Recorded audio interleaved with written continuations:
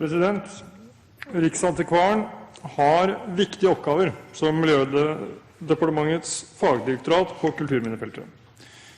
Dette er i mange tilfeller oppgaver som det er nødvendig og riktig at et statlig forvaltningsorgan ivaretar. Det er dessuten viktig å ta vare på våre historiske kulturminner for ettertiden. Der er jeg enig med saksordfører Kristin Sund. Derfor ønsker Høyre en sterk riksantikvar. Men like viktig er det lokale selvstyret. For Høyre er det et mål at flest mulig beslutninger fattes nærmest mulig dem det angår. Derfor ønsker vi å styrke det lokale selvstyret og lokaldemokratiet. Ideelt sett burde vi ha færre og større kommuner i Norge, som på den måten vil ha en størrelse og et ressursgrunnlag som gjør det mulig å overføre flere oppgaver til kommunene. Det vil styrke interessen for lokaldemokratiet, men også sørge for lokale løsninger på lokale utfordringer. Statlig overstyring medfører alltid en risiko for at det fattes prinsippbeslutninger som passer godt i teorien, men som egner seg mindre bra i praksis. Et sterkt lokaldemokrati gir bedre offentlige tjenester og arealplaner med lokal forankring og tilslutning. Derfor har Høyre et restriktivt syn på den statlige forvaltningens muligheter til å overstyre demokratisk fattede lokale vedtak. Dette gjelder også Riksantikvaren.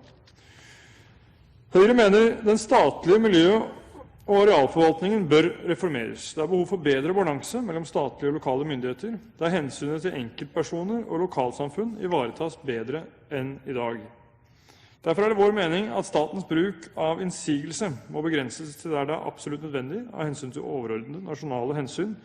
Med andre ord, at Riksantikvaren kan bruke innsigelsesretten der areal- eller planforslaget er i strid med bestemmelser i lov, forskrift, overordnet plan eller nasjonale mål vedtatt av Stortinget. I realiteten ser vi at Riksantikvaren engasjerer seg sterkt langt utover de rammene jeg antyder her. Det finnes en rekke enkelteksempler på at lokaldemokratiet overkjøres i saker som må sies å ligge helt i ytterkant av Riksantikvarens mandat for å engasjere seg. I Oslo har vi sett flere slike saker den siste tiden. Riksantikvaren bør dessuten se mer kritisk på hva som bør vernes. Vi har eksempler på at selv 1970-tallsbygninger er fredet, til tross for at de fleste nok vil oppfatte den kulturhistoriske verdien som begrenset. Det samme gjelder freding av infrastruktur. Dagens sak handler imidlertid mindre om enkeltsaker og mer om den prinsipielle tilnærmingen vi skal ha til statlige innsigelser generelt og Riksantikvarens rolle spesielt. Hvordan man velger å se på forholdet mellom statlig overstyring og lokal selvråderett handler om grunnleggende samfunnssyn. Høyre har alltid kjempet for et samfunn bygget nedenfra. Det er gode mennesker som skaper et godt samfunn, ikke samfunnet som skaper gode mennesker. I dette ligger kjernen i Høyres forsvar for det sterke lokaldemokratiet, tuftet på frie, ansvarsfulle menneskers innsats og engasjement. I dette ligger vår skepsis mot den erosjonen i den lokale selvråderetten som statlige innsigelser representerer.